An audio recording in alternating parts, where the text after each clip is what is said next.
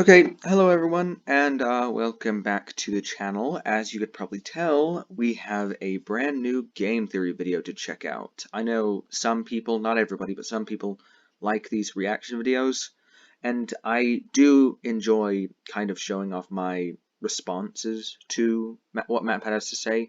Unfortunately, relating to this one should be about Bunny Call, which I haven't exactly read yet. Here's the story. I've had Bunny Call for about a week, but I've been working on a different video and I don't want to kind of lose the hype for that video.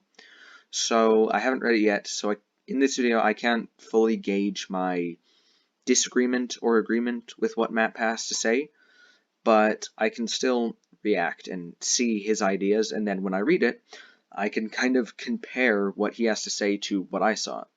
So let's just get right into the video and see what could be learned from this new book.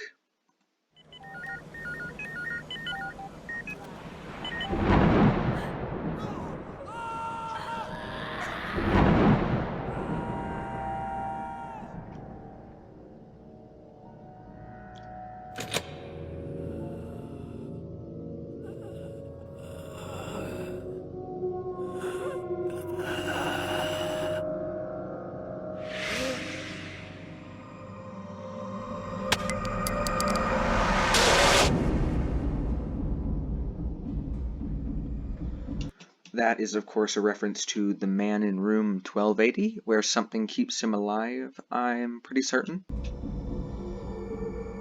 Hello Internet, welcome to Game Theory, where today's episode is perhaps the single most important that we've done on the FNaF lore in a... From what I've already heard of the book, I do believe that there's something to do with a relationship of kind of Golden Freddy and Shadow Freddy, but I really want to see how that could be tied together with the new stories. long time. Today, my friends, our goal is to solve Golden Freddy. That's right, FNaF Reddit, I am justified in using my favorite golden boy in the thumbnail today because this episode is all about him. It's them? Which, I gotta be honest, is probably a good thing because I'm running out of ways to make old Yeller over here look interesting in a thumbnail. I mean, the dude's only got like 2 decent quality images in the entire 6-year history of this franchise. Say what you will about milking this franchise dry, we've milked that image dry. If only every other character in this franchise was as clickable. But seriously, with the recent release of Bunny Call, the 5th Fazbear Fright book, I think we have enough information now to finally put together a quasi-definitive answer on who is in that iconic gold. Yeah, that's what we thought would happen with, what's it called, Step Closer? And was that Step Closer, or was that 1:35 a.m.? Whatever, the new kid. We thought that would happen with the new kid. It didn't really, and I'm sort of skeptical on Golden Freddy being really solved, but let's see. Golden suit, which, gotta be honest, is like the biggest mystery to me in this franchise at this point. Solving this one is like obtaining the first of 3 massive holy grails when it comes to the lore of this franchise. But in order to do it, we're gonna have to look at the games, the books, and the spin-offs, and by the end, we'll have ourselves an answer that not only fits with the established lore of both game and book, but also an answer that satisfies pretty much everything about this character. An answer that irons out all the wrinkles and frustrations that I've had when concocting past theories about this guy. Oh, and it also just picks a little bit at the scabbed over wound of a past theory, poking it just enough that it might get infected. So, are you ready to have your mind blown? Are you ready to finally have the answer to this mystery that has been 6 years? I am ready, but I don't think that... I think that MatPat might miss something, but I'll have to really read the book to understand what's happening. Years in the making. Well then, let's begin with the Stitch Wraith. For those of you who've missed it, the Stitch Wraith story is happening in small chunks at the end of each Fazbear Fright book. It's kind of like an MCU post-credits teaser minus the color-shifting Thanos. It's about an animatronic suit pieced together from the haunted spare parts of various toys and robots, given life through the power of human agony. Now that it's alive, the creature is wandering the city, collecting more haunted toys, and killing people with its zappy hands, sucking their bodies dry and making them cry oily black tears. And up to this point, that's pretty much all we knew about this monstrosity. Lead me to conclude that the reason we're meeting this thing is to prove the existence of Remnant, and how it works via negative human emotions. Maybe send him up as the new villain for that upcoming game security breach. Or, at the very least... Yeah, that's true. I still don't exactly know how the Stitch Wraith will fit into anything. It seems like it's more than just an example or a parallel to the main. It's somehow got to be included into something. At least that's what I thought. But oh no, dear theorists. The Stitch Wraith is far more important than we could have ever imagined. In the epilogue of book number 4, Step Closer, we meet Andrew and Jake, the two souls who find themselves trapped inside the Stitch Wraith. And the conversation that they have when they first meet starts to give us some of the lore drops that we have been waiting years to hear. Quote from the book: "Now Jake was inside a metal thing. He didn't know enough about anything to understand what it was, but he did know that he wasn't alone. He was sharing this strange place." "Oh, hi," Jake said. "I'm Jake. Who are you?" "I'm Andrew." The child's voice was rough. He sounded a little like a boy Jake used to know in school, a boy who was always talking back to the teacher and getting himself in trouble. Jake thought Andrew sounded angry, very angry. This is going to have something to do with multiple souls inside Golden Freddy, which I hadn't stated in a video yet, but I had the idea of outside of videos. And I really hope this can... I've always thought that there was a strange parallel between Golden Freddy and Shadow Freddy. I hope that this is kind of those two getting explained at the same time, because those two are one of the biggest things I've wondered myself.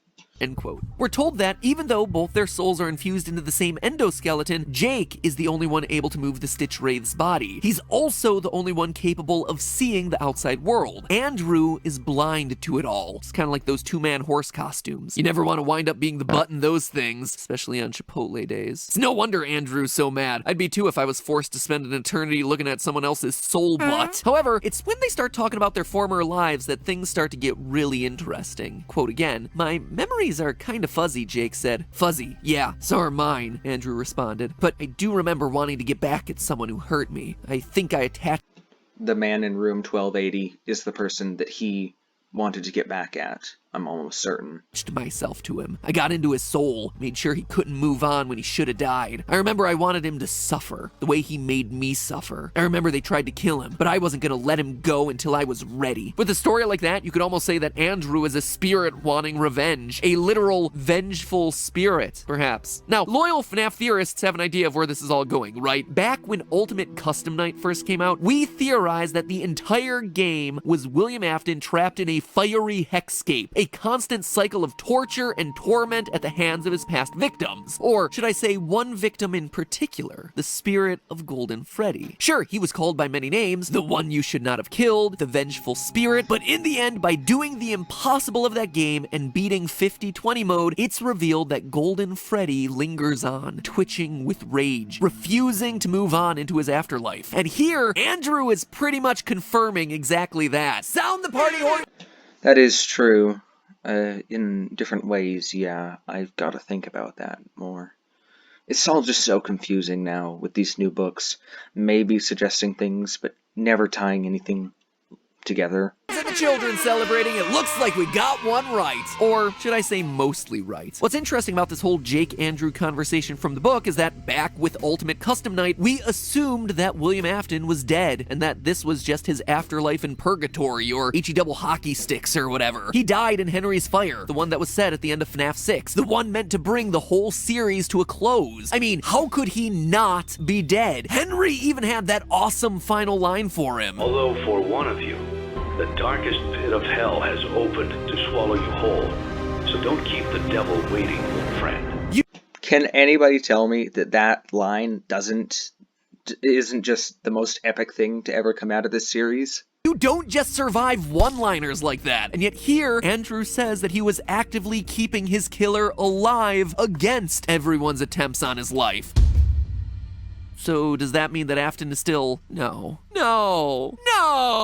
I always come back. He attack, he protect, he always come back. But just because William may have been kept alive in the book lore doesn't necessarily mean that he was left alive in the game lore too. Well, it shouldn't, but I think it does. Fast forward to this month and our newest... I swear, if Afton is still alive, there's no way. What's Glitchtrap then? book Bunny Call. What was originally supposed to be the 5th and final installment in the Fazbear Fright series. A literal 5-book... Final. That's a big lie. at Freddy's, until of course it got extended and now we have ourselves the bonus 6th and 7th night books. And while the first two stories in this new book are interesting and certainly worth talking about on a different day, it's the third one, The Man in Room 1280, that ties into our Golden Freddy mystery today. Stop me if you've heard this one before. It's about a mysterious man in a hospital, burned well beyond the point of death, and yet somehow he remains alive. Quote from the book. The man had no face. A hole in his skull indicated where his nose used to be. Dark, cavernous pits lacking eyes looked at nothing. A toothless mouth gaped without lips to protect it. "We'd be remiss if we didn't warn you," the nurse said. "We know what that is. Evil, Father Blythe. Evil." In fact, the hospital staff is so convinced that he's the embodiment of evil that they try to kill him multiple times, via injections, via smothering, via seances, but nothing will do it. He cannot be killed, but not for Oh, that's so creepy. the reasons that you would expect. It's not an iron will to live or the remnant that's flowing through his veins that's keeping him alive. It's a ghost. Each attempt on the patient's life is thwarted by the ghost of a boy with curly black hair wearing an alligator mask. In fact, the two Alligator mask? What? seem to be intertwined with each other. The story informs us about the patient's brain patterns and they're a bit unusual. Quote, according to the hospital's sleep expert, that particular REM pattern indicates nightmares. Horrific nightmares. See, there and there, the nurse pointed at one part of the brain scan. Two signals means two living things, two entities. They're both vying for control of the brain, but they're at odds with each other. We think they're tormenting each other.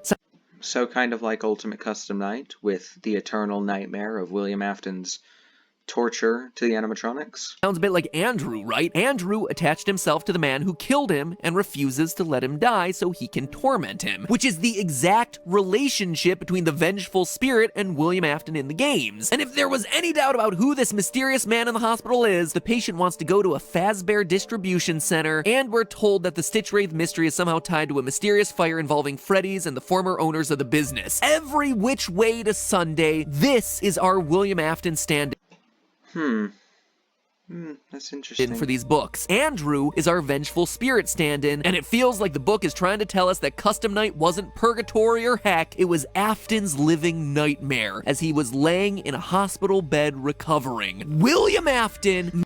I wouldn't say recovering. There is no recovering from a fire like that and being dead for 30 years, but it still leaves me with the question, if Andrew is the stand-in for the vengeful spirit, then who is the vengeful spirit in the main series? May still be alive. Or maybe he was alive and then he eventually explodes. Yeah, the story ends with William's carcass being wheeled out to the Fazbear distribution center, and then it literally blows up like a bomb. It is just as gross and gory and disgusting as you would expect it to be. Maybe it's a good thing that these books don't have pictures. My personal guess is that this is what releases the angry spirit of Andrew into lots of other toys like Fetch and Plush Trap, and it may also be how Oh.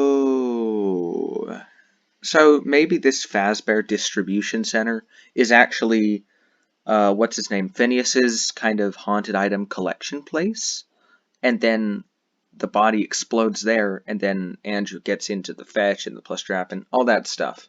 Afton's soul gets itself into a computer chip that eventually gives life No, absolutely not. There is no way that is how that happened. to Glitch Trap. Okay, this has been a lot about Afton, and I promised that this would be a mega theory about Golden Freddy. So how does it all connect together? Well, notice how I described Andrew's ghost, a boy with curly black hair and an alligator mask. Alligator mask is special because wasn't that possibly one of the kids in, like, Happiest Day? They had some weird masked kids there. It's the same hair as the mysterious dead body found inside Golden Freddy's suit back in Fazbear Frights number 3. Quote from that book, down low past his arm, Devin could see a dead body, but it wasn't exactly like he thought he'd find. This one had curly black hair. The lore of this... I've always been comparing the curly black hair to kind of Cassidy with the long black hair, maybe being a female though, so it's just confusing who's Cassidy, who's Kelsey, who's...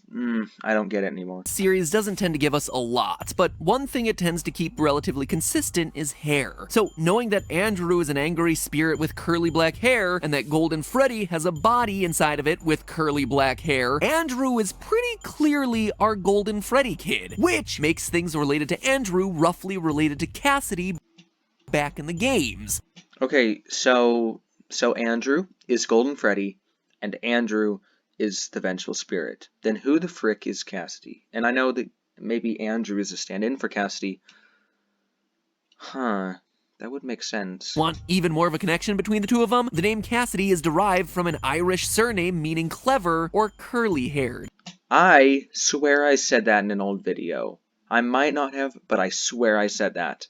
Actually owe that little factoid to Redditor Shrek the First. It's a good find on that one. I actually would have never thought to look into the name Cassidy. So even though Andrew may not be named Cassidy in the books, he is still representing the origin of the name through his hair. Now, here is why all of this matters. Follow me on this. Both Andrew in the books and Cassidy in the games are missing children's incident victims, stuffed inside of suits and angry enough to keep their killer Probably what you'd say as the 5th missing child. Please don't say that the bite victim is the 5th missing child. That's just so implausible. in a purgatory state so he can be tortured. Seems like a pretty slam dunk connection there. We know that up to this point, the books have been hinting at the fact that Golden Freddy may have more than one soul inside of him. And in these stories, we see Andrew actively upset that he has to share an endoskeleton with another dead kid. So is it possible that in the games, Golden Freddy is possessed by both Cassidy and the bite? I am open to that, and I am also open to the idea that the bite victim is symbolized by Shadow Freddy. Of 83 victim, Vengeful Spirit, and the Crying Child, just like Andrew sharing a body with Jake in the books. After all, we know via clue. It was kind of the fight over Golden Freddy is bite victim and Golden Freddy is Cassidy, who's the 5th missing kid. Yeah, it's possibly even both. Clues in the text, as well as book number 6's description that his endoskeleton mate Jake is a nice kid who died tragically in a hospital. We know that the Crying Child is also a nice kid who dies tragically in a hospital, even though he got bitten before, but you know. Now, admittedly, that alone is a weak sauce connection, I admit it. What's not weak sauce, though, is that evidence is actually out there to prove that 2 spirits are in Golden Freddy. So, last month we proved that Foxy Bro is definitely Michael Afton. It is a huge confirmation from the series, but that came with a set of problems, specifically in the form of the security logbook. The problem is that the spirit Oh my gosh, please, if any of you know InkyInk, who he did the podcast with us, we kind of canceled that, but he made a comment on that video, and it was the most glorious comment, and it answered a mistake that MatPat had made. Cassidy in the book seems to be talking to Mike about things that only apply to the Bite of 83 victim, saying things like, "The party was for you," and talking about his plastic purple telephone. Oh, he's going to mention how there's 2 spirits in the logbook, which is probably the bite victim and Cassidy, which would be the 5th missing kid.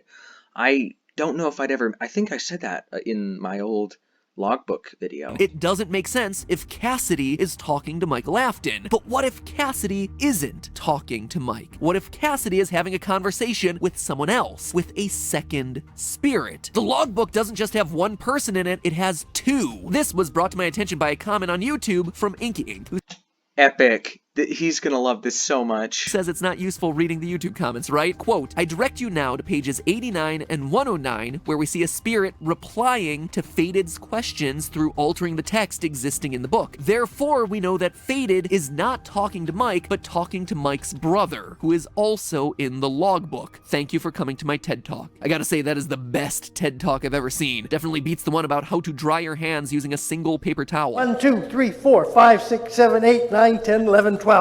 Okay, that is awesome. Inky, that's such an accomplishment.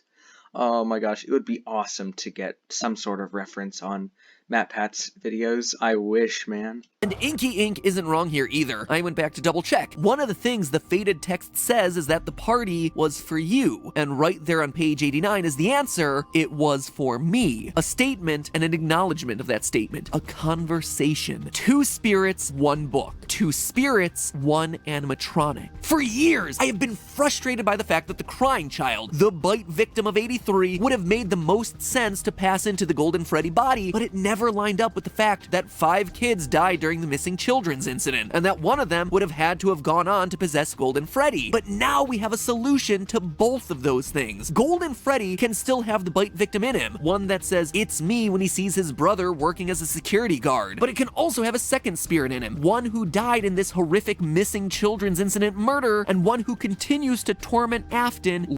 I'm not just happy about that InkyInk thing, but also how absolutely perfect this, how absolutely perfect Map has phrasing this. It's actually making me, maybe after this I'll read The Man in Room 1280 and see what else I can find if there's anything missed. Long after he's passed on. And the logbook isn't done. Sure, on those pages we see the responses of, "It was for me," and "I'm scared," but we also see the responses of, "I can hear sounds," and "I can't see." It, once again, is a parallel back to the Andrew and Jake situation, where one spirit can see and maneuver the body, while the other is trapped down below the surface, able to listen, but unable to do much else. In that scenario, would it be Cassidy or the... I think it would be Cassidy who can see and control it, and it would be the bite victim who would be kind of immobile, because Cassidy was stuffed in while bite victim died in the hospital. Wouldn't that make sense? Shadow Freddy, wait, Nightmare! This feels like the solution to Golden Freddy that we've been waiting for. The problem with him is that we've always assumed he was just one kid, one spirit who we tried to make fit into all the various details about the lore, but it never quite worked. And that's because it would never work. In reality, you always needed two entities. One, sensitive and kind, a younger brother looking for peace, and one, the victim of a brutal murder, violently eager for revenge. And here's the real twist, my friends, that might not be all. There's one last small detail in the Stitch Wraith story that we have to... Is he going to bring up the fact that there might be a third person in there? It's a possibility brought up in the Stitch Wraith. Keep an eye on. We learn in that story that Jake and Andrew aren't intentionally murdering people, that when they reach out to touch someone, they accidentally zap them. Jake assumes it's Andrew doing it, but he's wrong. Final quote from the book. "I just want to scare people, okay? The zap is killing them." Well, that wasn't what I wanted. So if what you're doing isn't doing what you want, maybe it's doing something someone else wants. Maybe something else is here with us. You were a hitchhiker on the man who killed you. Why can't someone else hitchhike with us? So it looks like there might be more souls involved when it comes to Golden Freddy, but that's a story for another day. And with that, my friends, it's the last book until next year. There's definitely a few stories I haven't talked about that merit another video or two, but for now, Fazbear Frights and all its numerous lore reveals have come to an end, which I gotta say I'm kinda sad about. This is very interesting. These have been a great way to engage with the mysteries of the franchise with the slow drip coming out over the course of this year, like a book every other month. It's been a really cool release strategy. And honestly, some of these stories are the creepiest things produced by this franchise in a long time. Anyway, I guess the only thing left at this point is crossing our fingers for that new game to come out soon? Now? Alright, Scott, don't you release another game on us or anything. No? Huh, that used to work. Oh well, probably better to wait anyway. Halloween is just around the corner, and there's not a whole lot of other ways we're gonna be able to celebrate it this year. But hey, if you haven't checked out these books yet, but are a fan of the series, then check them out using our sponsor for today's episode. Okay, that was a really good theory, I must say. Let's see, that's it. Oh my gosh, okay, that's really cool. I will have to read the book. I will maybe make a video about my theories after the new video. Things will be a little slow, but thank you for watching. That is very interesting. I will have to think about that. If you want to chat with me or something, I'm on the Discord, which will be linked in the description, and that's about it. That's really cool. Thank you guys for watching, and congratulations to InkyInk for getting that comment in the Game Theory episode. That's awesome. I should really go congratulate him on that. Okay, I'm dragging this out way too long. Goodbye.